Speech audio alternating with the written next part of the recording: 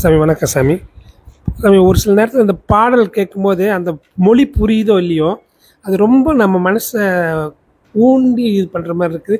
அதில் என்னதான் அப்படி இருக்குது அந்த பாட்டுன்னு தெரிய மாட்டேங்குது. அந்த உதாரணத்துக்கு அந்த ஏக் துஜே கேலிய பாட்டத்தில் அந்த லதா மங்கேஷ்கர் பாடுற பாட்டு ரொம்பவுமே நல்லா இருக்கும். என்ன பாட்டுங்க? தெரே மேரே பீச் மே. பாடுங்களேன்.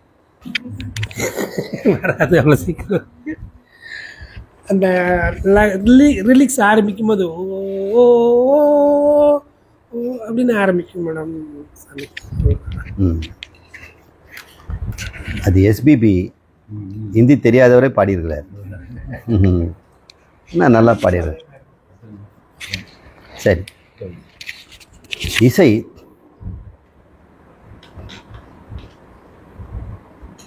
மனதை லயப்படுத்தும்.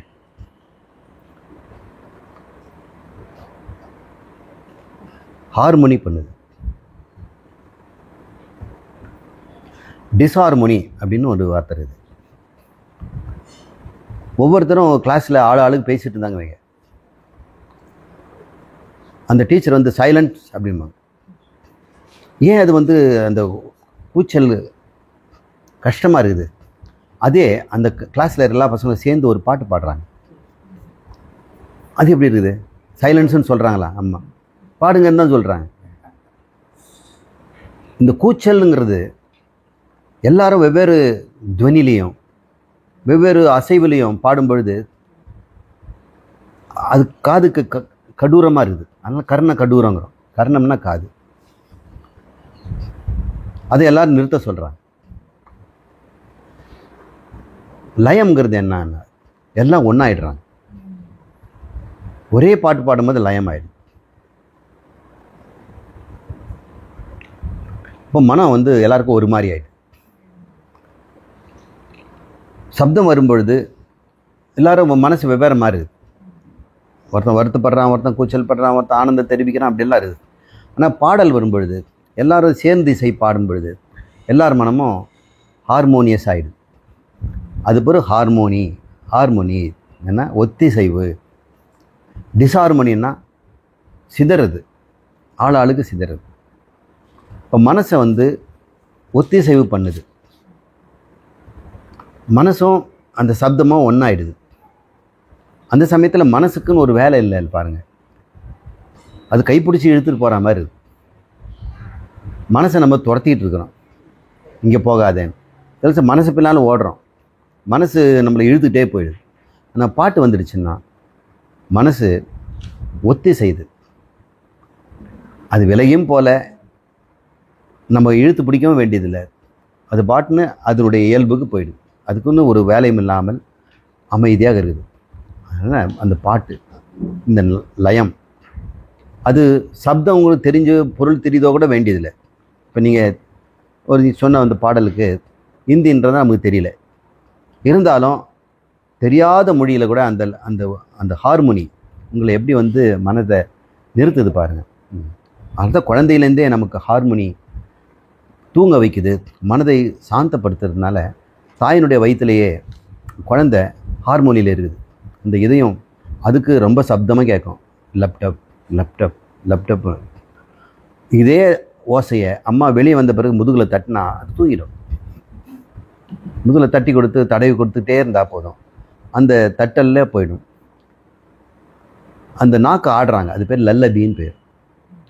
லல்லபின்னா நாக்கு ஆட்டுதல்னு அர்த்தம். தாளாட்டு, தாள்னா நாக்கு. அந்த நாக்கு ஆட்டி பாடுவாங்க, தாளாட்டு. எப்படி ஆட்டுறாங்க? திட்டும்போது வர சத்தம் எப்படி, தூங்க வைக்கும்போது அப்படிங்கிற சத்தி. இப்போ அந்த நீலாம்பரிங்கிற ராகத்தில் மென்மையான அந்த அலைகளை கொடுக்கும் பொழுது மனம் அப்படியே ஓய்ந்துது. தனக்குன்னு ஒரு வேலையை எடுத்துக்காம அது இன்னொன்று பின்னாடி அப்படியே போய் அமைதியாக இருக்குது பார்க்குறோம்.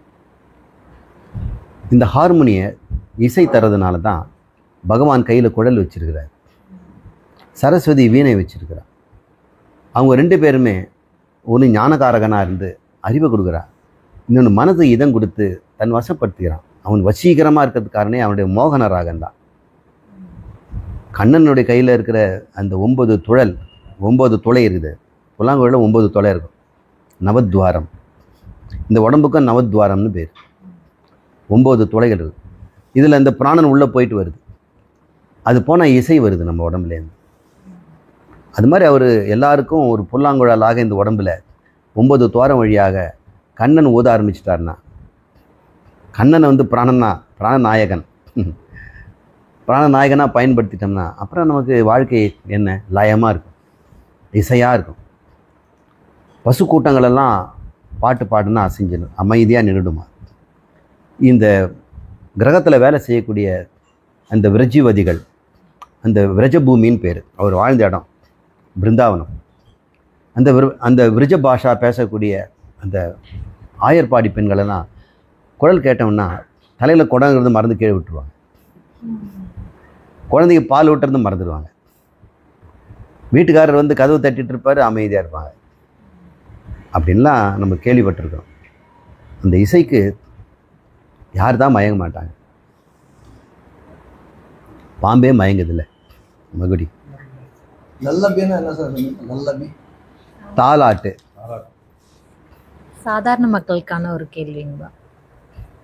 நிறைய பேர் வந்து சோகத்தினாலையும் அவங்களுடைய உயிர் மேலே இருக்கிற பயத்தினாலையும் அவங்க எந்நேரமும் அதுக்குள்ளேயே மூழ்கி இருந்துடுறாங்க. ஸோ அதுக்கான காரணம் என்ன? எப்படி அவங்க அதிலிருந்து விடுபடுறதுக்காக ஒரு என்ன பண்ணால் அவங்க ரெடி ஆவாங்க? மனம் தன் வசத்தில் இல்லாமல் கடந்த கால நிகழ்ச்சிகளும் எதிர்கால பயமும் மனதை அலகழிக்குது.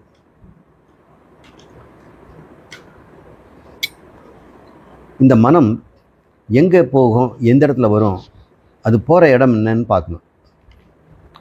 திருடனுடைய நடமாட்டம் எங்கன்னு தெரிஞ்சால் தான் அவனை பிடிக்க முடியும். அவன் எந்த கடையில் டீ குடிப்பான், எந்த இடத்துல போய் அவன் படுப்பான், யார் வீட்டில் அவன் பேசிகிட்டு இருப்பான், இதெல்லாம் கண்டுபிடிச்சான்னு அவனை பிடிச்சிடலாம். மனதனுடைய சுபாவத்தை நம்ம பார்க்கணும், அது எங்கெல்லாம் போகுது.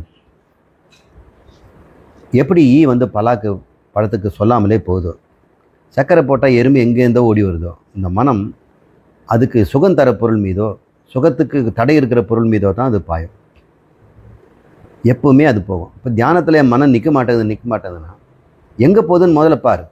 எங்கே போகுதுன்னு தான் பார்க்கணுமே தவிர என்ன பண்ணுதுன்னெலாம் பார்க்கக்கூடாது.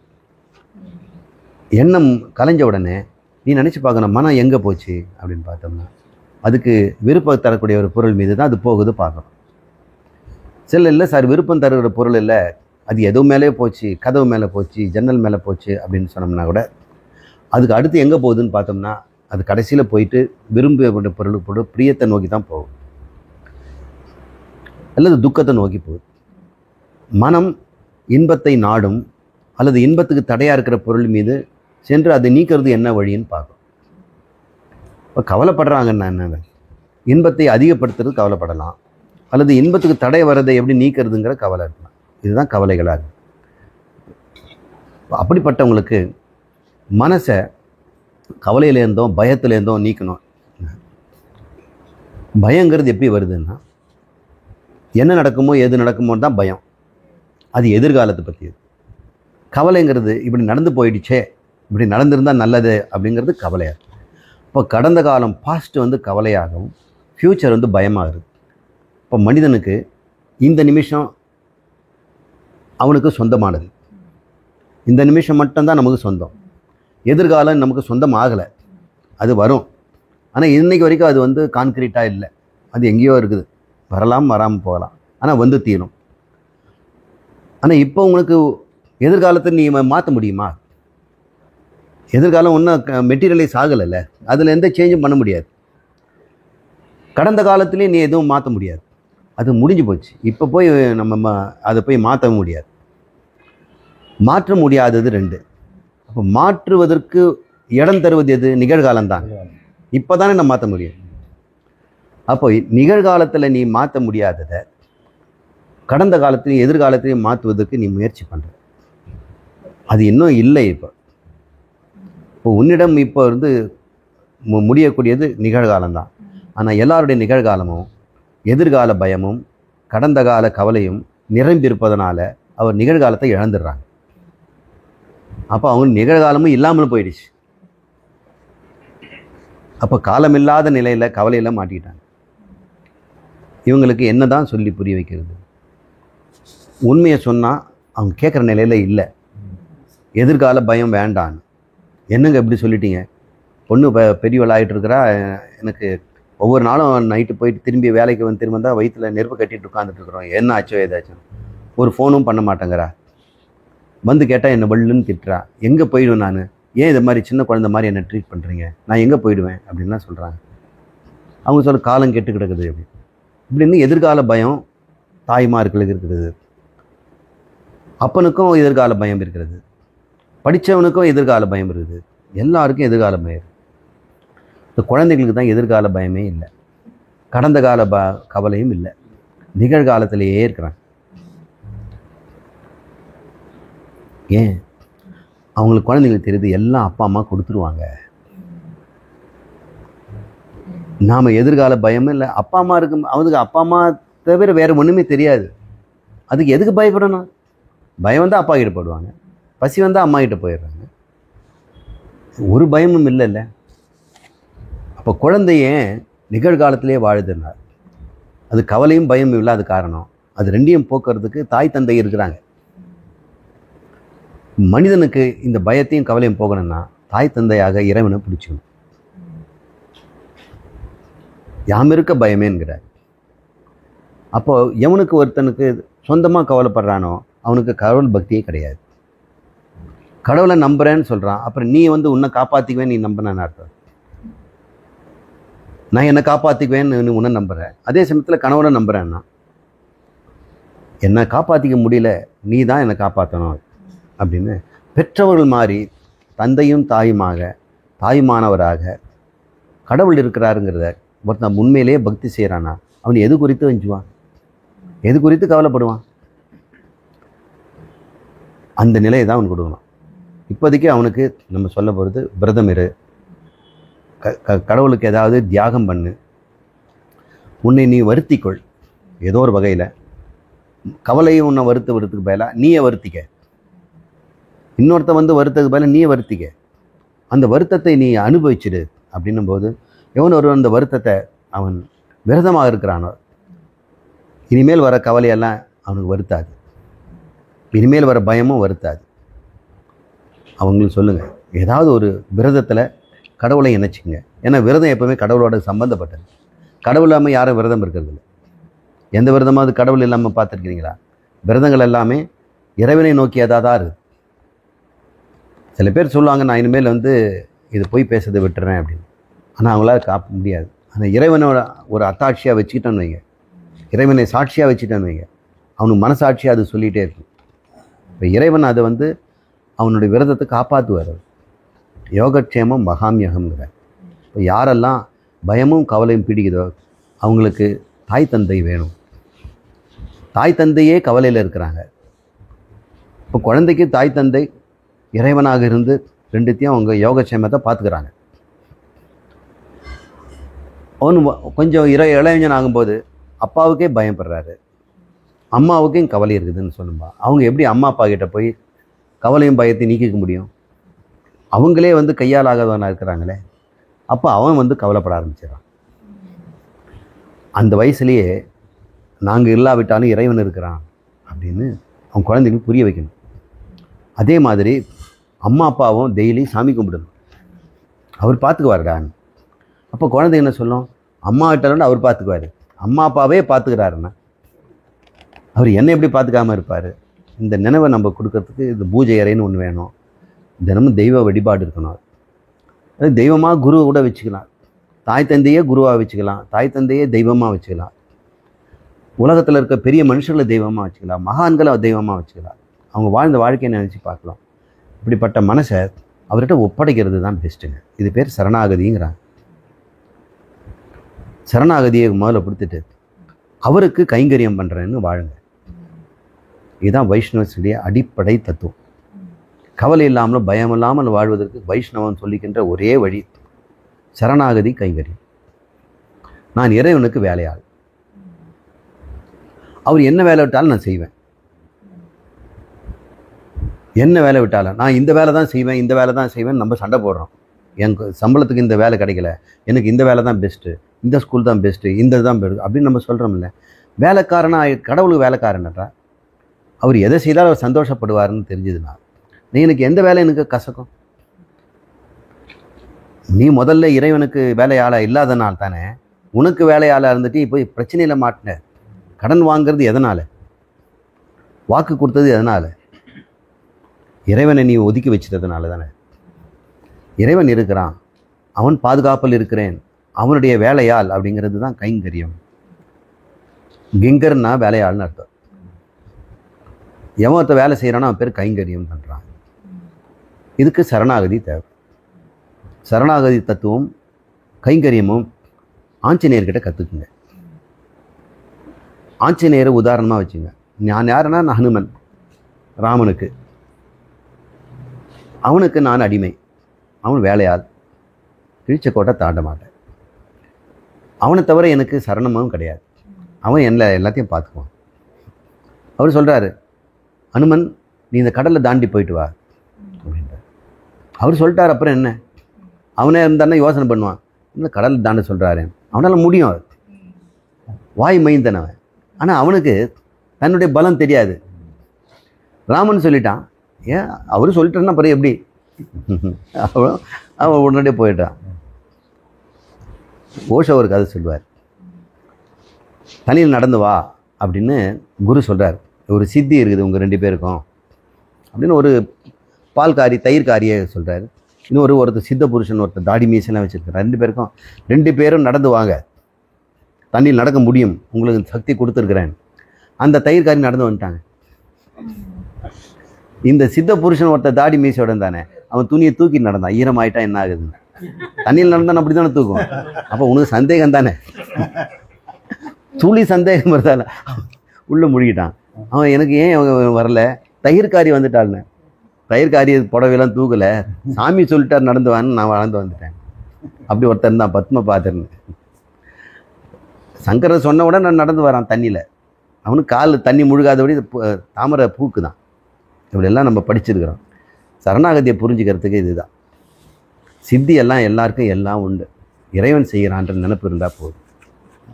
ராதாமணாளன் அப்படின்ற ஒரு ஜெர்மனிலேருந்து அவர் இமெயில் மூலமாக கேட்டிருக்கார் சார். பரிணாம வளர்ச்சியில் இன்றைய மனிதனை விட உயரிய உயிரினம் ஒன்று இனி தோன்றுமா? அப்படி ஒரு வேளை தோன்றினால் அதற்கு இந்த வேதாந்த ஞானப்பாதை உதவுமா அப்படின்னு கேட்டிருக்காரு. இது ஒரு கொஸ்டின் சார். இன்னொரு கொஸ்டின், மனிதன் இந்த பூமியிலேருந்து முற்றிலும் அழிந்து போனால் வேதாந்த அறிவும் காணாமல் போய்விடுமா? இந்த 2 கொஸ்டின் கேட்டிருக்காரு சார். முதல் கேள்விக்கு பதில் சொல்கிறேன். இந்த பரிணாமத்தை பற்றி அவர் ஆரம்பித்து வச்சிருக்கிறார் கேள்வி. பரிணாமத்தில் மனிதனுக்கு அடுத்து சூப்பர்மேன் ஒருத்தன் வருவானா? சூப்பர்னா என்ன? சுப்பீரியர். அவனுக்கு 10 விரலுக்கு பதிலாக 20 விரல் வந்தாக்கா சூப்பர்மேனா? நிச்சயமாக அது ஒரு பிரயோஜனம் இல்லை, அது பெரிய இடைஞ்சல். இப்போ இருக்கிற எல்லா பொருளையுமே 10 விரலுக்கு தான் செய்து வச்சுருக்கிறோம். ஒரு வெட்டுற கத்தி எடுத்தால் கூட கட்டை விரலுக்கும் 5 மீதி இருக்கிற 4 விரலுக்கு ஏற்ற மாதிரி தான் பண்ணியிருக்கோம். 10 விரல் பண்ணால் அதுக்கு புது கத்தி செய்யணும். மனுஷனுக்கு சூப்பர்மேனுக்கு இந்த உடம்புல என்னென்ன எப்படி இருக்கணுமோ அத்தனையும் இப்போ இருந்துருச்சு. இனிமேல் எக்ஸ்ட்ரா ஒரு வால் முளைச்சாலோ கொம்பு முளைச்சாலோ காது பெருசானாலோ சர்ஜரிக்கு தான் போவான். வேண்டாம், இது என்ன விபரீத நோய் அப்படின்னு. 6வது விரல் வந்தாலே அதை வெட்டணும்னு தான் பார்க்குறோம். இப்போ என்ன உனக்கு வேணும்? இப்போ மனிதனுக்கு அதிகப்படியாக பரிணாமத்தில் அதிகப்படுத்தணும் அப்படின்னு தோணுன்னா அவனுக்கு அறிவு தான். அதுதான் அவனுக்கு பரிணாமத்தில் அடுத்த வளர்ச்சி, அறிவு வளர்ச்சி தான். மனித குலத்தில் அறிவு வளர்ச்சி பரிணாமம் கொடுத்துரும். ஆனால் மனித குலத்தை காப்பாற்றுறது அறிவு மட்டும் இல்லை, ஒழுக்கமும் தான். எல்லா இனமும் தன்னை காப்பாற்றிக்க இயற்கை கிட்ட ஒப்படைச்சிது. மனிதன் இயற்கை கிட்ட ஒப்படைக்கிற தன்னிடமே பயன்படுத்துகிறான், தன் புத்தினால் பார்த்துக்கிறான். அதே புத்தி அவனை அழிக்கவும் செய்யும். நல்ல ஒழுக்கமும் அவனுக்கு தேவைப்படுது. பரிணாமம் இது 2த்துக்கு வேண்டிய தன்மையை அது கொடுத்துருது. இந்த பரிணாமம் என்ன கொடுக்கணும்? பிரம்ம ஞானத்தையே கொடுத்துருக்குதே. பிரம்ம ஞானத்தை உபதேசிக்கிற குருவை கொடுத்துருக்குதுல்ல. இதுக்கு மேலே பரிணாமம் என்ன கிடைக்கும்? பரிணாமத்தினால் ஒரு மனிதன் சூப்பர்மேன் ஆகிறான்னா, சூப்பர்மேன் என்ன, பிரம்மமே ஆகிறான். பிரம்மமே ஆகக்கூடியது இந்த மனிதனுக்கு கிடைச்சிருக்குது. இனிமேல் அவனுக்கு வேற எந்த பரிணாமம் கிடைச்சா இந்த மிகப்பெரிய அட்வான்டேஜ், பெரிய லாபம்னு சொல்லக்கூடிய ஆத்ம லாபம் அது இல்லாமல் போய்டும். இப்போ ஆத்ம லாபம் நமக்கு கிடைச்சிருக்கு, அந்த அளவுக்கு நம்ம திருப்திப்படுவோம். அப்புறம் பரிணாமம் என்ன பண்ணியிருக்குதுன்னு நம்ம பார்ப்போம். மனிதனை படைக்கும் வரை இயற்கை தேர்வுன்னு ஒன்று இருந்தது. இயற்கை தான் தேர்வு பண்ணிச்சு மனுஷனா தன்னை தேர்ந்தெடுத்துக்கிட்டான். இந்த மாதிரி உடம்பு இருக்கணும், குரம்பு மாதிரி எனக்கு மூஞ்சி வேண்டாம் அப்படின்னு இவனை தேர்ந்தெடுத்தான். இயற்கை தான் குரங்குலேருந்து நம்மளை தேர்ந்தெடுத்து வச்சிருக்குது. எல்லா மிருகத்தில் வந்து மாற்றி மாற்றி மாற்றி கலப்படம் பண்ணி ஹைப்ரிடைஸ் பண்ணி பார்க்குது. இயற்கை தான் ஹைப்ரிடைஸ் பண்ணுது. இது இதோட கலக்குது, அதோட கலக்குது, புதுசாக ஒரு இனம் வருது. ஆரிஜின் ஆஃப் ஸ்பீசிஸ் அப்படின்னு டார்வின் ஒரு புக் எழுதியிருக்கிறார்.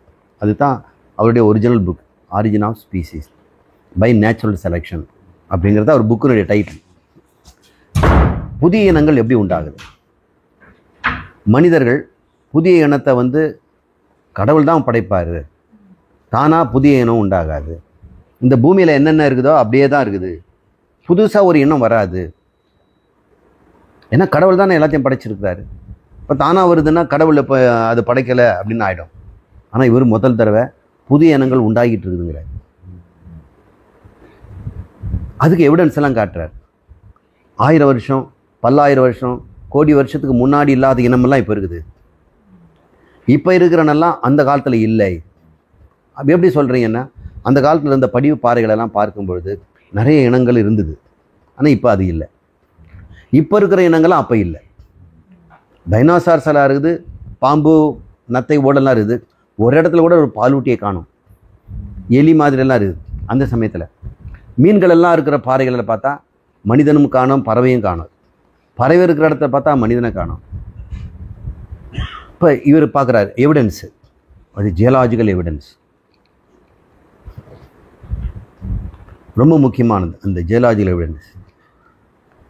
அதைத்தான் அவர் ஒரு ஜியாலஜியாக இருந்து லேண்டில் போய் பார்க்குறாரு. புது இனங்களெல்லாம் எப்படி உண்டாயிருது. இப்போ இனத்தை உற்பத்தி பண்ணுறது, புது மனிதன் வேணும்னா அது யார் பண்ணணும்? இயற்கை தான் பண்ணியாகணும். இப்போ மனிதனை வந்து இயற்கை தேர்வு கொண்டு வந்து விட்ட உடனே மனிதன் செயற்கை தேர்வுக்கு வந்துட்டான். அப்போ இயற்கை தேர்வு அவசியம் இல்லை. அவனே புது நாயை உண்டாகிறான், புது கரும்பு இனம் உண்டாகிறான், புது நெல் வெரைட்டியை உண்டாகிறான், புது சோளத்தை உண்டாகிறான். பொகைன்வில்லாவிலே பல விதமான கலர் வந்துடுச்சு. என்னென்ன விதமாக இருக்குதோ நம்ம பார்க்காத சாமந்தியில் பல விதமான சாமந்திகள். மனிதன் எது வேணும் உண்டாகிறதுனால நேச்சுரல் செலெக்ஷனுக்கு ஒரு ஸ்டாண்டிஸ்டில். மனிதன் வரைக்கும் இயற்கை தேர்வு, மனிதன் வந்த உடனே செயற்கை தேர்வு. மனிதனுக்கு அப்புறம் என்ன வரும்னா செயற்கை அறிவு தேர்வு ஒன்று உண்டாகும். அதுவும் மனிதன் தான் உண்டாக போகிறான். அது பேர் டீம்ங்கிறாங்க. முதல்ல ஜீன் வந்து மனிதனுடைய மூளையை உண்டாக்கணுன்னே, எப்பா தேர்வெல்லாம் நான் முடிச்சிட்டேன், மனிதன் மூளையால் தேர்வு பண்ணிக்கிறான் அப்படின்னு மூளை தேர்வு வந்துடுச்சு. அது மீம்ஸ். மூளையிலேருந்து மறுபடியும் டெக்னாலஜி வந்துடுச்சு. இப்போ அது டீம்ஸ். டெக்னாலஜிங்க டீம்ங்கிறார். இப்படி ரிச்சர்ட் டாக்கிங்ஸ் ஒரு புக் எழுதிருக்கார், ஜீன் மீம் டீம்ஸ் அப்படின்னு. நான் எழுதியிருக்கிற புக்கு, அவர் எழுதுனது மீம்ஸ்ன்னு ஒரு புக் எழுதியிருக்கிறார். மெமெட்டிக்ஸுங்கிறத அவர் ஆரம்பித்து வச்சார். அதை வைத்து நான் ஜீன் மீம் டீம் அப்படின்னு ஒரு புக் எழுதியிருக்கேன், குட்டி புக்கு. அதை நீங்கள் படித்து பாருங்கள். டார்வினிசம் எங்கே நிற்குது? மூளை வரைக்கும் டார்வினிசம். மூளை படைச்ச உடனே டார்வினிசம் கையில் கட்டிச்சு. இனிமேல் நேச்சுரல் செலெக்ஷன் பயலாக இந்த மூளையினுடைய மீம்ஸ் தான். மீம்ஸ்னா மெமெட்டிக்ஸ் அது வந்து பண்ணிக்கணும்.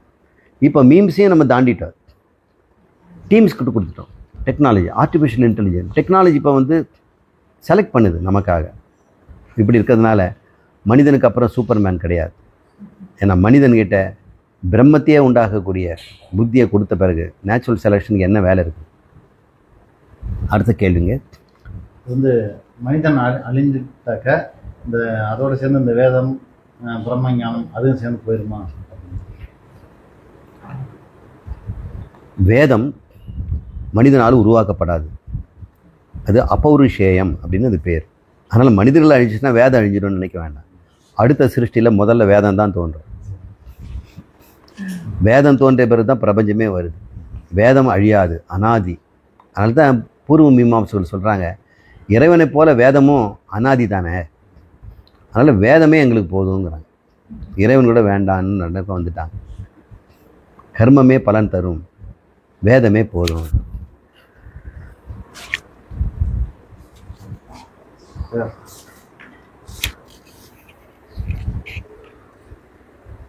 சார் இப்போ பலன் கருதி செய்யும் செயல் கர்மா ஆகின்றது. ஆதிசங்கரர் காற்று வீசுவதையும் அதனால் மரம் அசைவதையும் கூட கர்மா என்கிறார். இதனுடைய பொருள் என்ன சார்? இதைத்தான் நம்ம சென்சு லேட்டு சென்சு ஸ்ட்ரிக்டு அப்படின்னு நம்ம சொல்கிறோம். பொதுவாக கர்மா அப்படிங்கிற சொல்லுக்கு சலனாத்மகம் கர்ம அப்படி தான் சங்கரர் சொல்கிறார். எது சலனம் அடைந்தாலும் அங்கே அது கர்மம், செயல் என்று சொல்கிறோம். செயல், செய்கை அப்படின்னு சொல்கிறோம். ஆனால் இந்த இடத்துல பாவ புண்ணியத்தை உண்டு பண்ணுன்றது வரும்போது கர்மாங்கிறோம். எல்லா சலனங்களுமே பாவ புண்ணியத்தை உண்டு பண்ணுதா? அப்போ நிறைய சலனங்கள் திருஷ்டமாக இருக்குது, திருஷ்ட கர்மா. அதிர்ஷ்ட கர்மா என்று ஒன்று இருக்குது. அந்த அதிர்ஷ்ட கர்மா தான் கர்மான்னு நம்ம எடுத்துக்கிறோம். திருஷ்ட கர்மாவும் நம்ம எடுத்துக்கிறது இல்லை. இப்போ திருஷ்ட கர்மாங்கிறது ஒரு மெக்கானிக்கல் சேஞ்சஸ், பிரகிருதியினுடைய இயக்கம். பிரகிருதி இயக்கத்தில் இருக்கக்கூடியதோ அந்த சரீரம் இயங்குது, கண் சிமிட்டுது, வாயு பேசுது, செயல், இதெல்லாம் கர்மாவா அப்படின்னா ஒரு அர்த்தத்தில் கர்மா தான். அது பொதுவான அர்த்தத்தில். குறிப்பான அர்த்தத்தில் நம்ம எடுத்துக்கணும் இல்லையா? அப்போ வாச்சியார்த்தம் லட்சியார்த்தம் ஒன்று இருக்குது. அந்த இடத்துல பார்க்கும்போது பாவ புண்ணியங்களை ஜெனரேட் பண்ணக்கூடியது மட்டும் கர்மா எடுத்துக்கணும். இப்போ ஒருவன் கர்மம் செய்கிறான், பாவ புண்ணியத்தை ஜெனரேட் பண்ணலைன்னா அது கர்மாவில் வரதில்லை, அது அக்கர்மாவாயிடும். கர்மா அக்கர்மாவாக்குறதுக்கு ஒரே வழி, பாவ புண்ணியத்தை நீங்கள் இறைவன் கையில் கொடுத்துடு, பலனை அவர்கிட்ட விட்டுடு. எப்படிப்பட்டதாக இருந்தாலும் பலனை, கர்மத்தை நான் செய்வது என்னுடைய கடமைன்ற மாதிரி ஒருத்தன் செய்தான்னா கர்ம பல தியாகின்றாங்க, அவனை தியாகிங்கிறாங்க. கர்மத்தையே விட்டுட்டான்னா அவனை சன்னியாசிங்கிறான். சன்னியாசியும் தியாகியும் ஒன்று தான். இவன் கர்மத்தையே விட்டுறான், இவன் கர்மத்தையே கடைபிடித்துக்கிட்டு பலனை மட்டும் விட்டுறான். பலன் விட்டுறான்னு பலன் எப்படி இருந்தாலும் அதை சமமாக ஏற்றுக்கொள்கிறான். அப்படின்னு வரும்போது அவன் கர்த்திருவம் அழிந்து போகுது. கர்த்திருவங்கிறது எப்போ வரும்? பலனை நோக்கி இருக்கும்போது தானே வரும். அப்போ தானே கர்த்திருவம்னு வருது. கர்த்தாவாக இருக்கிறான், கர்த்திருவம் இல்லைன்னா. கர்த்தாவாக இருந்து செய்கிறான், ஆனால் கர்த்திருவம் அவன்கிட்ட இல்லைன்னா அவன் பலனை தியாகம் பண்ணியிருக்கிறான்னு அர்த்தம். பலனை தியாகத்தை எப்படி இருக்குன்னு எடுத்துக்கணும்னா, பலன் எப்படிப்பட்டதாக இருந்தால் இறைவனுடைய பிரசாதம்னு எடுத்துக்கிறான். சமத்துவ பாவனை, வெற்றி தோல்வி எல்லாமே பார்க்குறான். இப்படிப்பட்ட ஒரு வாழ்க்கை முறையை கர்மயோகம் அப்படின்னு சொல்கிறோம். இப்போ கர்மயோகம் கர்மாவாக இருந்தாலும் கூட பாவ புண்ணியங்களை உண்டு பண்ணுவதில்லை, அது மறுபடியும் அவனுக்கு பிறப்புக்கு காரணமாக அமைவதில்லை என்று பகவான் சொல்கிறார். அப்போ கர்மயோகத்தினுடைய டெஃபினிஷன் என்ன? செய்தும் செய்யாமல் இருத்தல். அவன் அசைவையும் அசையின்மையும் பார்த்து விட்டான். அது பார்ப்பதற்கு ஒரு வாய்ப்பு ஏற்படுது. நான் தான் கர்மம் செய்கிறேன், ஆனால் பலனை கடவுள் தரா இருந்ததுனால நான் கடவுளுடைய ஒரு கருவி அப்படின்னு அவன் புரிஞ்சுக்கிறான். நான் கர்த்தா இல்லை, நான் வெறும் கருவி. கர்த்தாவாக இருந்துட்டேன்னா நான் கருவியாக இருக்க மாட்டேன். அந்த சமயத்தில் பாவ புண்ணியத்துக்கு நான் அக்கௌண்டபிலிட்டி வந்தது. இப்போ நீங்கள் கர்மாங்கிறதுடைய டெஃபினேஷனை எது ஒன்று பிறப்புக்கு காரணமோ அதுதான் கர்மான்னு சொல்கிறோம். பிறப்பு காரணமாக இருக்கிறது சரீரம், சரீரத்துக்கு காரணமாக இருக்குது பாவ புண்ணியங்கள். ஏன்னா பாவ புண்ணியத்தை அனுபவிக்க ஒரு சரீரம் வேணும். இப்போ எது ஒன்று சரீரத்துக்கு அடுத்த சரீரத்துக்கு வித்தாக இருக்கிறதோ அது கர்மா. இப்போ ஒரு கர்மத்தையும் அடுத்த சரீரத்துக்கு வித்தாக இல்லாமல் செய்யணும், செய்கிறது விடக்கூடாது. அப்படி செய்து கொண்டே வித்தாக இல்லாததுக்கா அதான் கர்ம பலத்துக்கு அபேட்சிகமாக இருக்காதே, கர்ம பலனுக்கு காரணகர்த்தாவாக இருக்காதே, பிறவிக்கு காரணமாக அமைந்து விடாதே அர்ஜுனா. அப்போ இந்த கர்மம் நான் செய்தேன்னா பிறவி பிறக்க வேண்டியது கிடையாது. வில்லில் நீ துரோணரையோ பீஷ்மரையோ கொல்லுவதோ சேனையை அழிப்பதோ உனக்கு பிறவியிலிருந்து விடுதலை தான் தருது. அது எப்படிங்க? ஆமாம், நான் சொல்லி செய்கிறதுனால. நீ உனக்காக செய்தனா உனக்கு கர்மம், நான் சொல்லி செய்தேன்னா அதோட பலன் எனக்கு வந்து. பாவ பண்ணி என்னை சாரு, உன்னை சாராது. அப்போ உங்களை சார்ந்துருமே அப்படின்னு. நான் தாண்டா அது பிரகிருதியாக இருக்கிறேன், இதில் பாவமும் புண்ணியமும் நானாக தான் இருக்கிறேன். எனக்கு சரீரத்தை அது கொடுக்க வேண்டிய அவசியம் இல்லை, நான் அனுபவிக்க வேண்டிய அவசியம் இல்லை அப்படின்னு அவர் தெரிஞ்சுக்கிட்டார். எவன் ஒரு இதை தெரிஞ்சுக்கிறானோ அவனும் பரமாத்மாவாயிடுறான், கிருஷ்ணன் ஆயிடுறான். அவன் பரமாத்மா ஒப்படைக்கிறது இல்லை, அவன் ஒப்படைக்காமலே அவன் செய்துக்கிட்டே இருக்கிறான். அது பேர் நைஷ்கர்மிய சித்தி பேர். இப்போ இந்த மெய்ப்பொருள் இடத்தில் பொய்ப்பொருள் இருக்கலாம். இப்போ நீங்கள் நம்ம இதில் வந்தது. அதே சமயம் மெய்ப்பொருளை அறிய பொய்ப்பொருள் உதவுமா அப்படின்னு கேள்வி. மெய்ப்பொருளை அறிய பொய்ப்பொருள் உதவுமா? ஆனால் மெய்ப்பொருள் இடத்தில் பொய்ப்பொருள் இருக்கின்றது. ஆனால் மெய்ப்பொருளை அறிய பொய்ப்பொருள் உதவுமா? மெய்ப்பொருள் அறிவதற்கு பொய்ப்பொருள் தேவை தானே. மனம் மெய்ப்பொருள் அறிஞ்சிருந்தாக்கா பொய்ப்பொருளே இருக்காதே. மனம்ங்கிற பொய்ப்பொருளை சொல்றீங்களா சாமி? இப்போ மண்ணை அறிவதற்கு பானை வேணுமா இல்லையா? உங்களுக்கு பானை தான் தெரியும்னா அதை வச்சு தான் மண்ணை காட்ட முடியும். உங்களுக்கு மண் ஏற்கனவே தெரிஞ்சதுன்னா பானை தேவையில்லை. மண்ணுங்கிறாங்களே எதுமா அப்படின்னு கேட்கும்போது பானை எடுத்து காட்டுறாங்க. இது பானை ஆச்சுமான்னு. இது பானைங்கிறது பொய்ப்பொருள், இதை வச்சு தான் நான் மெய்ப்பொருளை காட்டுறேன் அப்படின்னு நம்ம புரிஞ்சுக்கிறோம். அப்போ பொய்ப்பொருள் எது வரைக்கும் தேவைப்படும்? அதுதான் பொய்ப்பொருள் ஆச்சு. அது பொய்ன்னு தெரிஞ்சுக்கிற வரைக்கும் தேவைப்படுது. பொய்ப்பொருள் எப்போ பொய்ப்பொருள்னு தெரியும்? மெய்ப்பொருள் தெரிஞ்ச பிறகு தானே. நீங்கள் பொய்ப்பொருள் உதவுமாங்கிறீங்களே, பொய்ப்பொருள் தானே முதல்ல பொய்ன்னு கண்டுபிடிக்க வைக்குது. தன்னையே தன் பொய்ன்னு கண்டுபிடிச்சா தானே மெய் தெரியுது. அப்போ பொய்ப்பொருள் இல்லாமல் மெய்ப்பொருளும் அறிவதற்கு வாய்ப்பில்லை. அறிந்த பிறகு அந்த பொருள் இல்லைன்னு வந்து, ஆனால் பொய்ப்பொருள் நமக்கு தேவை. அப்போ இந்த பந்தமும் அஞ்ஞானமும் பொய்யில் தான் அடங்குது. மோட்சமும் ஈஸ்வரனும் ஜகத்தும் ஜீவனும் பொய்யில் தான் அடங்குது. எல்லாம் பொய். ஈஸ்வரன் பொய், ஜீவன் பொய், ஜகத்தும் பொய், பந்தமும் பொய், மோட்சமும் பொய். இரண்டற்ற அத்வைதம், அத்வயமான பிரம்மம் தான் மெய். அது அறிகிற வரைக்கும் இது தான் இருக்கும். இது அப்போ அது வந்து பொய்ப்பொருள்னு தெரியாது, அது மெய்ப்பொருளாக தெரியும். மெய்ப்பொருளை விசாரணை பண்ணும் பொழுது இது மெய்ப்பொருள் இல்லைன்னு அதுவே காட்டி கொடுக்கும் பொழுது மெய்ப்பொருள் நானுன்னு நம்ம புரிஞ்சுக்கிறோம். அது வரைக்கும் இந்த பொய்ப்பொருள், மெய்ப்பொருள் கண்ட பிறகு தான் அந்த பொய்ப்பொருள்கிட்ட பேச்சு வருது. காணாத வரைக்கும் அதுதான் மெய்ப்பொருள். மித்யா தான் சத்தியமாக இருக்கும். அப்போது சத்திய வஸ்து மித்யாவை மித்யாத்தன்மையை புரிந்து கொண்ட பிறகு தான் அது பொய்ங்கிறது தெரியும். அது வரைக்கும் பொய் தேவைப்படுது. பொய்யே இல்லைன்னா அங்கே விசாரணைக்கே இடம் இல்லையே, அங்கே பந்தமும் இல்லையே, அங்கே மோட்சமும் இல்லையே, ஈஸ்வரனும் இல்லையே. மெய்ப்பொருள் ஒன்று தானே இருக்கும். கனவில் காணப்படும் காட்சிக்கும் நனவில் காணப்படும் காட்சிக்கும் உள்ள வித்தியாசம் என்ன? அது ரெண்டுக்கும் நான் தான் காரணமா? கனவு காட்சிக்கும் நனவு காட்சிக்கும் எந்த வித்தியாசமும் இல்லை அப்படின்னு கௌடபாதர் காரிகையில் எழுதியிருக்கிறார். அதுக்கு அந்த காரிகைக்கு வியாக்கியானம் எழுதின வார்த்திக கர்த்தாக்களும் நனவும் கனவும் எந்த வித்தியாசமும் இல்லை அப்படின்னு தான் சொல்கிறாங்க. ஏதாவது ஒரு வித்தியாசம் சொல்லுங்க பாரு, கனவுக்கும் நனவுக்கும்.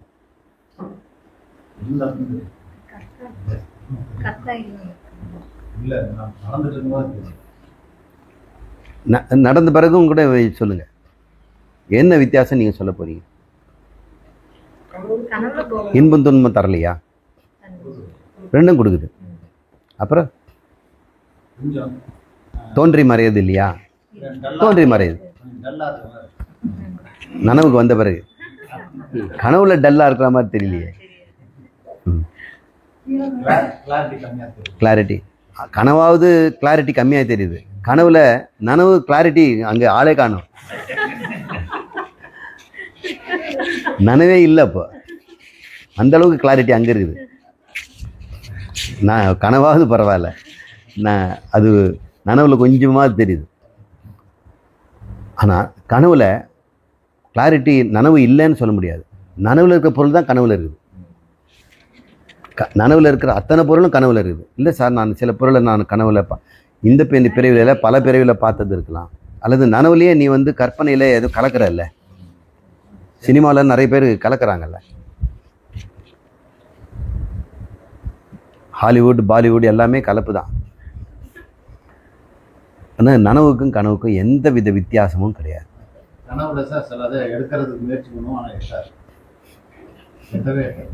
இவன் நனவுலையும் அப்படி தான் இருக்கு. நனவுலையும் நிறைய பொருள்.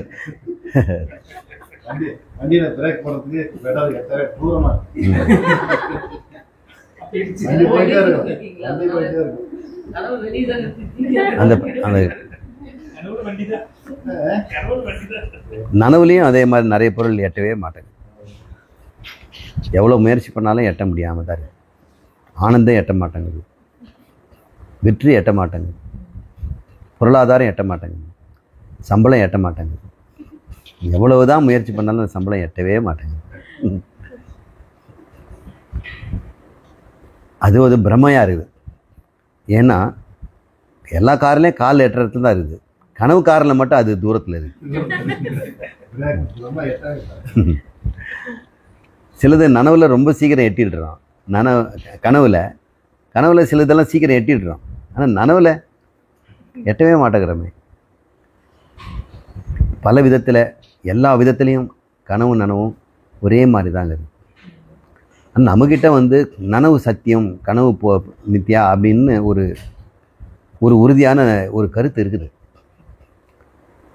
ரெண்டுத்துக்கே தூக்கம் தேவைப்படுது. நனவும் தூக்கத்துலேருந்து தான் உண்டாகுது, கனவும் தூக்கத்துலேருந்து தான் உண்டாகுது. அப்போ ரெண்டுமே தோன்றி மறையிற இடம் தூக்கமாக தான் இருக்குது. அதனால் அந்த நித்ரையை தான் அனாதிகால அஜ்ஞானம் நித்ரா, அதில் தான் நனவும் கனவும் தோன்றி மறையுது. அப்போ அனாதிகால நித்ரா அஜ்ஞானம் தன்னை அறியாமை நீங்கிடுச்சுன்னு சொன்னால் நனவு கனவு தூக்கம் மூணுமே இல்லாமல் போயிடுது. ஏன்னா நித்ராவும் போயிடுது இல்லை. அனாதிகால நித்ரா போன உடனே தூக்கமும் இல்லை, கனவும் இல்லை, நனவும் இல்லை. இப்போ ஞானிக்கு தூக்கம் வருமா வராதா? நான் அந்த அறிவு ரூபத்தில் சொல்கிறேன். துன்பம் தருகின்ற நிலைன்னு பாருங்கள்.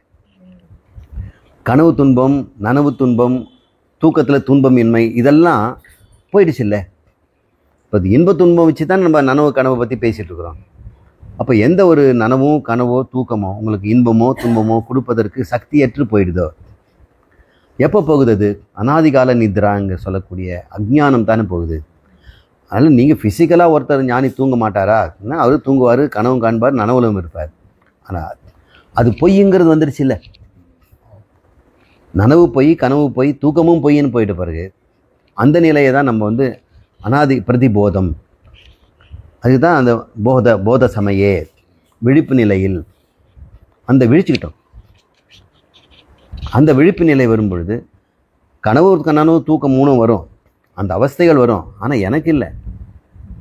ஆத்மாவுக்கு எப்பவுமே தூக்கமும் இல்லை, கனவும் இல்லை, நனவும் இல்லை. அது வந்து போதஸ்வரூபமாக இருக்குது.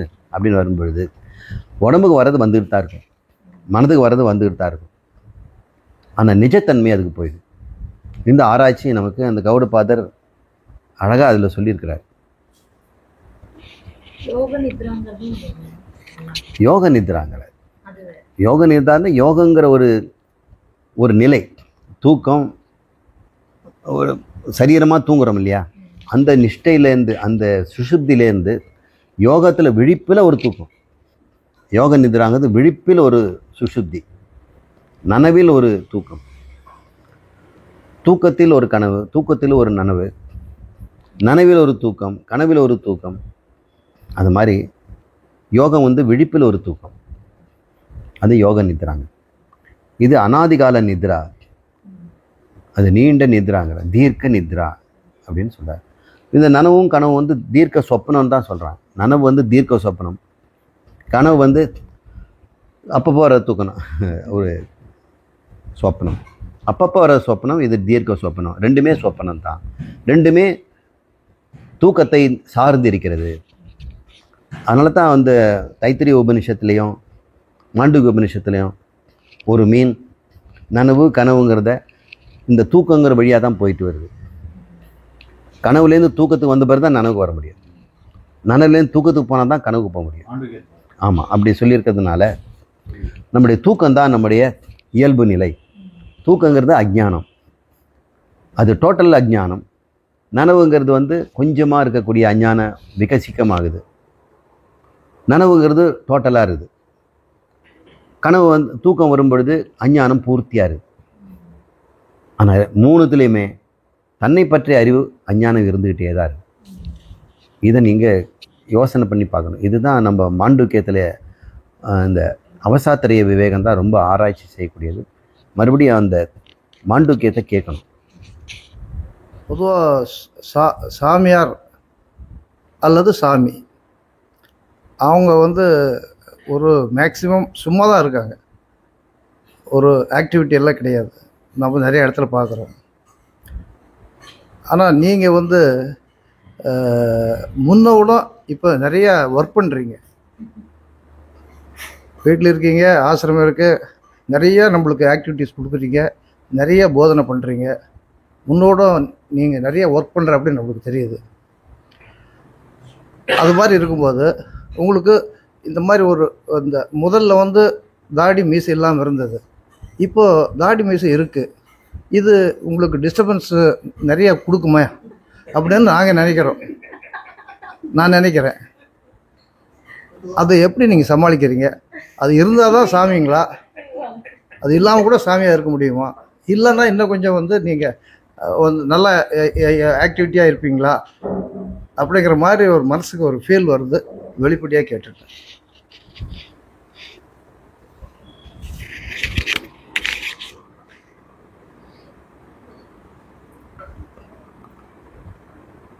நீங்கள் கேட்ட கேள்வி யாருக்கு?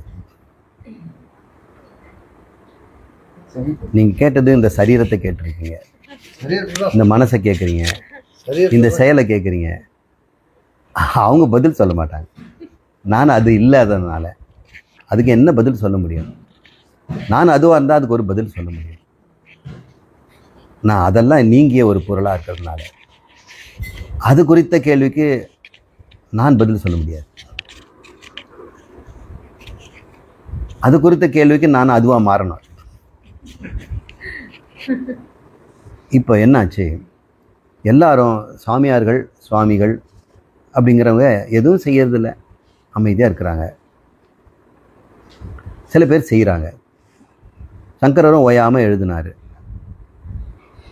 வியாசரும் சொல்லணும்னா அது வேலை செய்து வச்சுருக்கிறார். ஒரு மனுஷன் என்னென்ன செய்ய முடியும் அத்தனையும் அவர் பண்ணியிருக்கிறாரு. விஷால புத்தே, வியாசே விஷால புத்தேன்னு நம்ம படிக்கிறோம். அவருடைய புத்திக்கு விஷாலத்தை நம்ம ஓயாமல் உழைச்சார். சங்கரர் இந்தியா முழுக்க சுற்றி வந்தார். 2 தடவை சுற்றிட்டார்.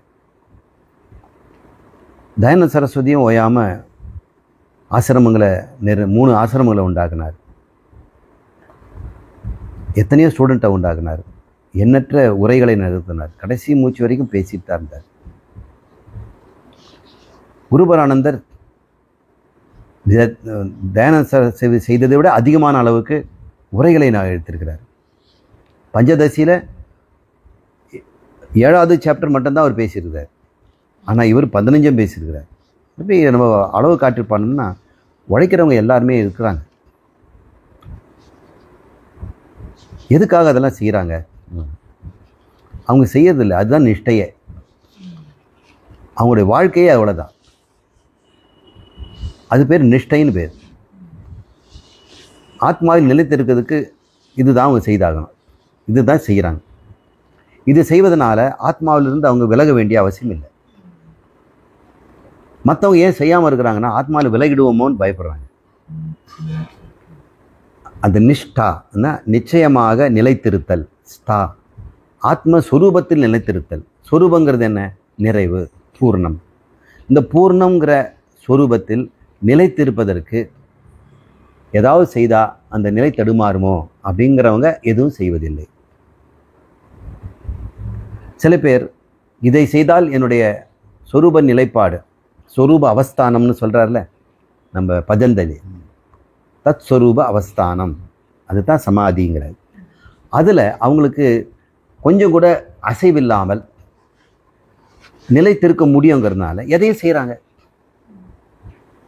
செய்ய முடியுது.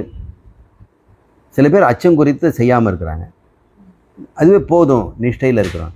இவங்களை நிஷ்டையில் இருப்பதற்கு இந்த கர்மங்கள் தடை செய்வதில்லைன்னு அவங்க எழுதிக்கிட்டே இருக்கிறாங்க, படிக்கிறாங்க, ஏதாவது பாடுறாங்க. கபீர்தாஸ் போன்றவங்கெல்லாம் கட்ட வண்டியில் பொருளை வச்சு வித்திட்டு இருந்தாங்க. சிம்னி வாங்கலையோ சிம்னின்னு. நெசவாளியாகவும் இருந்திருக்கிறார், துணியெல்லாம் வித்துட்டு இருந்தார், முழம் போட்டுட்டு இருந்தார். எது வேணால் செய்யலாம், நிஷ்டை தான். அந்த நிஷ்டையில் அது வெளிப்படுது. ஒருவேளை அது பிராரப்தமாக இருக்கலாம். அந்த சுவாமிகள் அந்த நிஷ்டையில் இப்படி தான் இருக்கணும் அப்படின்னு பிராரப்தம் நிச்சயம் பண்ணியிருக்கலாம். இந்த பிராரப்தம் எழுத்து திறமையை சுவாமிக்கு முதலையே கொடுத்துடுச்சு. அவர் எழுத்தாளராகவே வாழ்ந்தார், ஏதோ எழுதிட்டு இருந்தார். உன் மெய்ப்பொருளை எழுதக்கூடிய நேரம் வந்தால் மெய்ப்பொருளை எழுதிட்டு இருக்கிறார். அதனால் அது நிறுத்தணும் அப்படின்ற அவசியம் இல்லை. சில பேர் எழுத்தாளராக இல்லை, அதனால் அவங்க ஞானம் வந்தவர் எழுத்தாளராக இல்லை.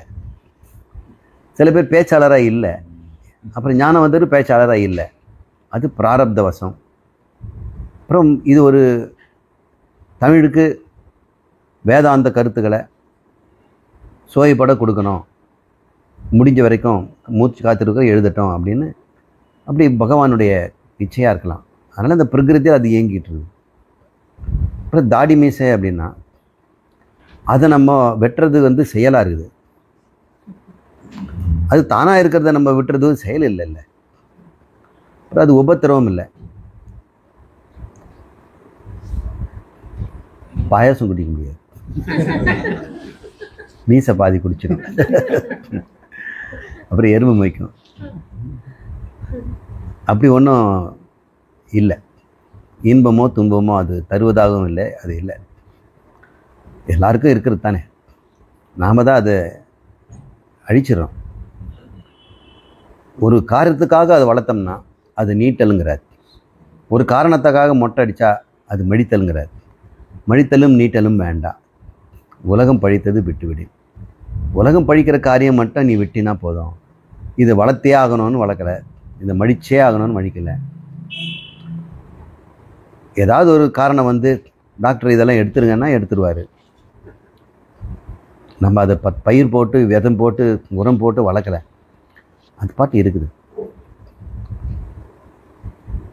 கனவு வந்ததுக்கப்புறம் நமக்கு அதை பற்றி ஞாபகம் வருது சாமி. ஆனால் கற்பனை நிஜத்தில் கூட திங்க் பண்ணிகிட்டே இருக்குது, ரொம்ப எக்ஸ்பெக்ட் பண்ணி.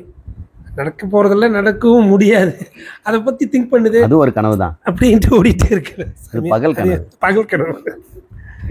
பகல் கனவுக்கு ராத்திரி கனவுக்கும் ஒரு வித்தியாசமும் இல்லை. இந்த பகல் கனவுக்கு நம்முடைய எத்தனத்தோட ரதத்தை ஓட்டுறோம், அது மனோரதம்னு பேர். அதில் ஒரு சாரதியாக உட்காந்துக்கிட்டு நம்ம அதை டைரக்ஷன் போட்டுக்கிட்டே இருக்கோம். கனவு நம்ம வெறும் பேசஞ்சராக உட்காந்துட்ருக்குறோம், நம்ம ஓட்டுறவராக இல்லை. இதுதான் வித்தியாசம். ரெண்டுமே ரதம் தான், மனோரதம். அந்த ரதத்தில் நம்ம இதில் சாரதி, அதில் பேசஞ்சர், பயனாளி அப்படி இருக்கிறோம். ரெண்டுமே மனோரதங்கள் தான். அதில் திசையை நம்ம டிசைட் பண்ணுறதில்ல, ஏன்னா நம்ம பேசஞ்சர். மனோரதத்தில் பகல் கனவில் நம்ம டிரைவர், அதனால் அதனுடைய திசையை நம்ம முன்கூட்டியே வச்சுருக்கிறோம். இலக்கு இருக்குது, அங்கே இலக்கு இல்லை. ஆனால் இன்ப துன்பம் ரெண்டுத்துலேயுமே இருக்குது. பகல் கனவுங்கிறது ப்ரொக்ரெசிவ் தாட்டு மட்டும் இல்லை, ரெட்ராக்ரெசிவ் தாட்டும் இருக்குது. இல்லை, கவலை காணுவதும் பகல் கனவு தானே. அது மாதிரி ஒன்று இல்லை. இல்லை, நீ தானே கவலைப்பட்டுகிட்டே இருக்கிற. ஒருத்தர் என்ன லா என்ஃபோர்ஸ்மெண்ட் டிபார்ட்மெண்ட்டு பிடிச்சிடுவாங்களோ அப்படின்னு பயந்துகிட்டே இருந்தார். மெலிஞ்சிட்டார், தூக்கமே இல்லை, மாதக்கணக்காக வாடி வதங்கி நொந்து ரொம்ப கஷ்டத்தில் வந்தார். அதுவும் ஒரு பகல் கற்பனை தானே. அப்படி ஒன்றுமே நடக்கவே இல்லை. இவர் வருத்தப்படுறதுனால அப்படி நடந்திருந்தாக வருத்தப்பட்டிருக்கலாம். அப்புறம் சுவாமிகிட்ட வந்தார். நம்ம என்ன பண்ண முடியும்? அவருக்கு ஒரு பொய் சொன்னால் சொன்னேன். சுவாமி சொல்கிறேன், உனக்கு அப்படி நடக்காது. உன் எதிர்காலத்தில் அப்படி ஒரு இருக்க வாய்ப்பு இல்லை. என் மேலே அவருக்கு அசாத்திய நம்பி இருக்கிறதுனால சாமி சொல்லிட்டு அது பலிக்கும், அப்படி தான் இருக்கும். அவர் தீர்க்கதரிசி அப்படின்றதுனால இப்போ சந்தோஷமாக இருந்தார். இந்த பகல் கனவு துன்பமும் தருது, இன்பமும் தருது. இது வீண் கனவு தானுங்க.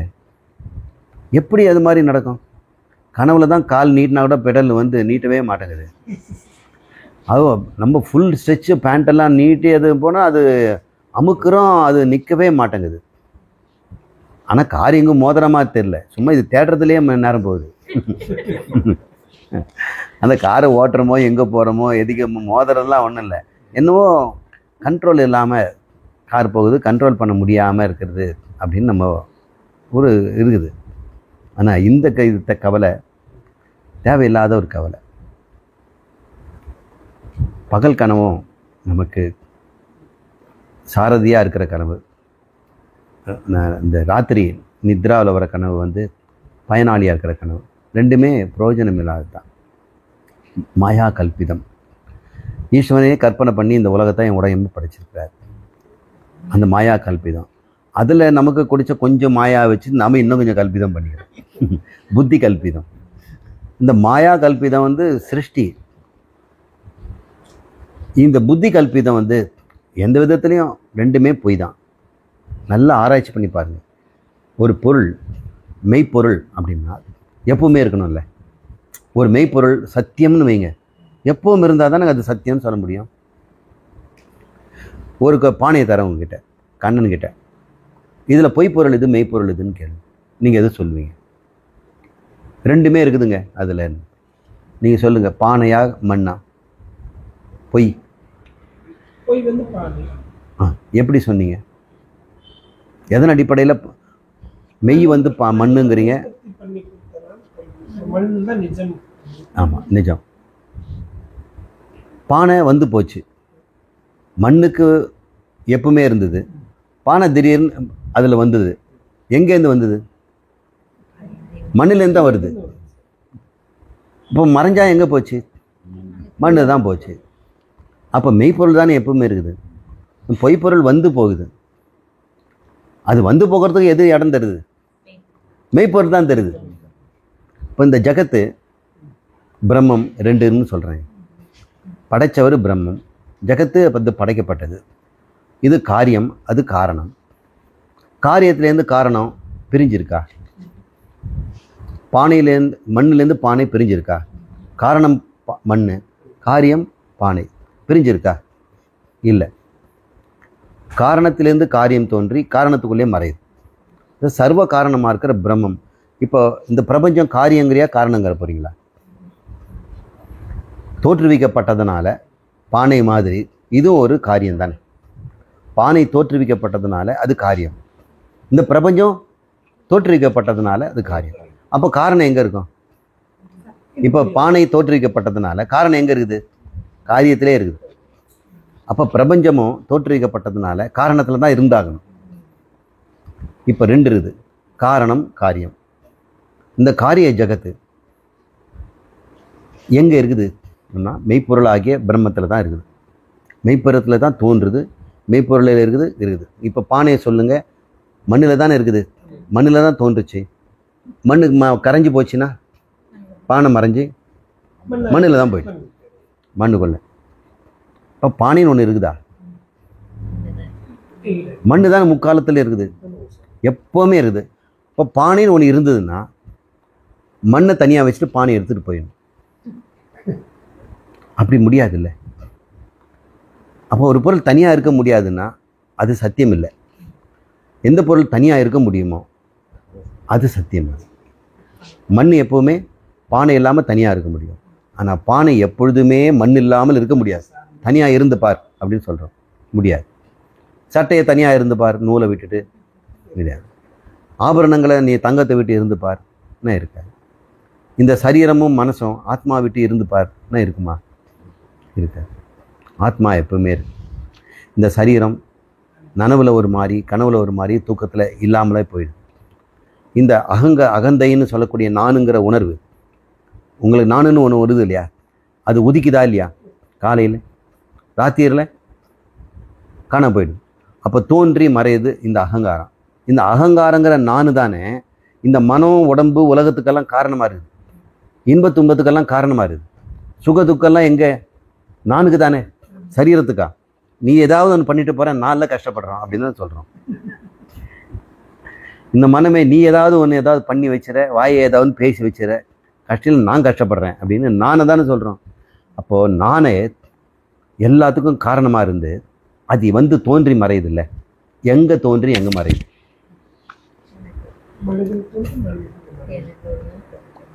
சரி, மனதில் தோன்றுனா மனம் எப்பவுமே இருக்கணும் இல்லை? மனம் எப்போ இருக்குதா? அதுவும் இல்லைல்ல. இப்போ மனம் இருந்தால் நான் இருக்குது, நான் இருந்தால் மனம் இருக்குது, மனம் இருந்தால் உலகம் இருக்குது, எல்லாம் இருக்குது. இப்போ நான் தானே முக்கியம். நீங்கள் இருக்கிறீங்க சில சமயம், ஆனால் மனம் கூட இல்லாமல் கூட இருக்கலாம். இப்போ நானுங்கிறத நீங்கள் யோசனை பண்ணி பாருங்கள். அது மெய்ப்பொருளா பொய்ப்பொருளா? பொருள் பொய்.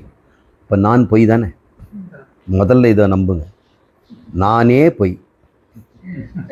மீதி எல்லாம் உண்மையாயிடுமா?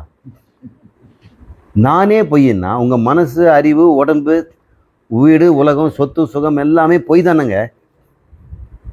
அப்போது கஜமும் பொய், ஓட்டமும் பொய். ஞாபகம் இருக்குதுங்களா? கஜமும் பொய், ஓட்டமும் பொய், யானையும் பொய். கஜம்னா யானை. இந்த கதையில் ஒன்று மட்டும் பொய்ன்னு சொல்லக்கூடாது, அனைத்தும் பொய்ன்னு தான் சொல்லணும். அப்போ அகங்காரங்கிற நான் சத்திய வஸ்துவா அல்லது மெய்ப்பொருளா பொய்ப்பொருளான்னு பாருங்கள். பொய்ப்பொருள்னு ஒத்துக்கிட்டீங்க. இப்போ பொய்ப்பொருள் இருக்கிறதுக்கு இடம் தரணும்ல. எதில் இருக்கும்? அது மெய்ப்பொருளில் தான் இருக்க முடியும். அகங்காரங்கிற பொய் ஆத்மாங்கிற மெய்யில் தான் இருக்க முடியும். அப்போ நனவில் காலையில் அகங்காரம் எழுந்து ராத்திரியில் மறையுது. எங்கேருந்து தோன்றுச்சு, எங்கே மறைஞ்சுது? ஆமாம், ஆத்மா. ஆத்மான்னு எதுவும் சொல்லக்கூடாது. எண்ணில், இந்த நான் எண்ணில் தோன்றி எண்ணில் மறையுது அப்படின்னு சொல்கிறோம். அப்போ எண் அப்படின்னு சொல்லக்கூடிய அந்த தான் எது? அகங்காரம் தான் நானுன்னு நம்ம இது வரைக்கும் சொல்லிட்டு இருந்தோம். அந்த நானே இன்னொரு நானில் அடிமையாக இருந்து அதில் தோன்றி மறையுதுன்னா அந்த நான் தானே நானாக இருக்க முடியும். அந்த நான்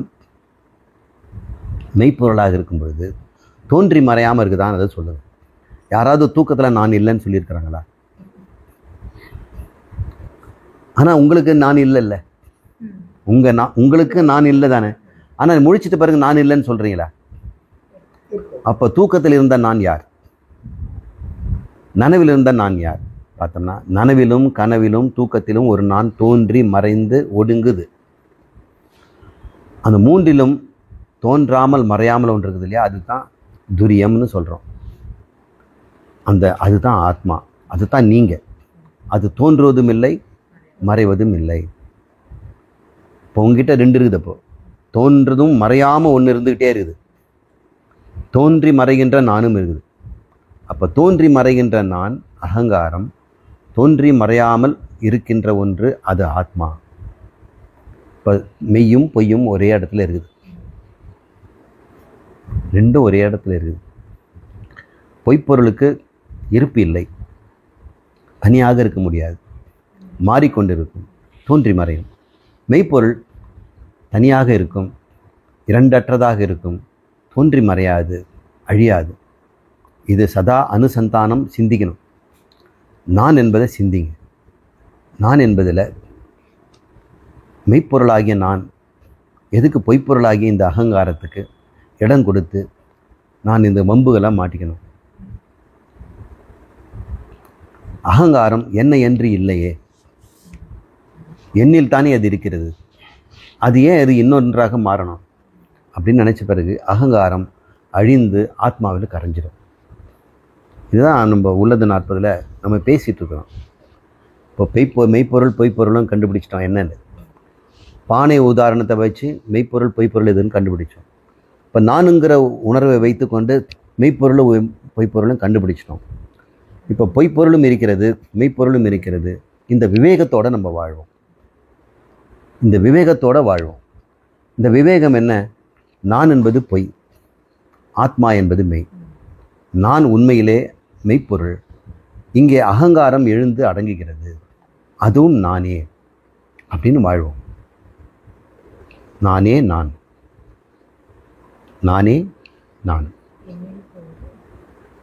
இன்னொரு நானும் எப்படிப்பட்டது? நானே. இது வரைக்கும் நானே நான் சொல்லாமல் நானே அனைத்தும், இந்த நான் ஒரே ஒரு அகங்கந்தையிலே வாழ்ந்துட்டு இருந்தோம். இந்த விவேகத்தை கொடுத்த பிறகு நமக்கு ஒரு பெரிய ரிலீஃப் வருது, பெரிய ஒரு விமோச்சனம் வருது. விமுக்தின்னு பேர், அது பேர் ரிலீஃப். என்ன ரிலீஃப்? அப்பாடா, இந்த அகங்காரம் உண்மையில் இல்லை, ஆத்மாதான் நான். இப்போ உண்மையை நான் அகங்காரம் வச்சுட்டோம்னு வைங்க, அகங்காரம் உண்மை ஆயிடுச்சுன்னு சொன்னால் அதோடைய இன்பமும் துன்பமும் உண்மையாயிடும். இப்போ உங்களுக்கு துன்பம் பொய்யாகணும்னா என்ன பண்ணணும்? நான் என்ற அகங்காரம் பொய்ன்னு கண்டுபிடிக்கணும்.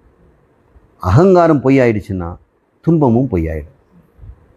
இப்போ துன்பங்கள் எல்லாம் பொய்ன்னு சொல்வதற்கு அகங்காரத்தை மெய்யின்னு வச்சுக்க முடியாது. அந்த கஜமும் பொய், ஓட்டமும் பொய், யானையும் பொய், யானைக்கு பயந்து ஓடியதும் பொய் அப்படின்னு அந்த அத்வைதி சொன்னார். அது மாதிரி இதை ஞாபகம் வச்சுங்க. எல்லா துன்பங்களும் நான் என்பதில் தான் இருக்கிறது. நானே பொய் என்பதால் துன்பங்கள் அனைத்தும் பொய் அப்படின்னு ஒரு தடவை இல்லை பல தடவை நினச்சி பாருங்க. அப்புறம் சலிச்சு போய் இந்த அகங்காரம் வாயை மூடு, நான் இனிமேல் வாயே எடுக்க மாட்டேன், துன்பம்னு பேச மாட்டேன், பேசினா தானே எனக்கு இப்படி கொட்டிகிட்டு இருக்கிறேன் அப்படின்னு. அதுக்கப்புறம் துன்பங்கிற பேச்சே எழுந்துக்காது, நான் அதோடு அழிஞ்சு போயிடும். இது அனுசந்தானம் சிந்திங்க. ஓம் பூர்ணமத பூர்ணமிதம் பூர்ணாத் பூர்ணமுதச்யதே பூர்ணஸ்ய பூர்ணமாதாய பூர்ணம் ஏவாவசிஷ்யதே. ஓம் சாந்தி சாந்தி சாந்தி. ஹரி ஓம் ஸ்ரீ குருப்யோ நமः. ஹரி ஓம்.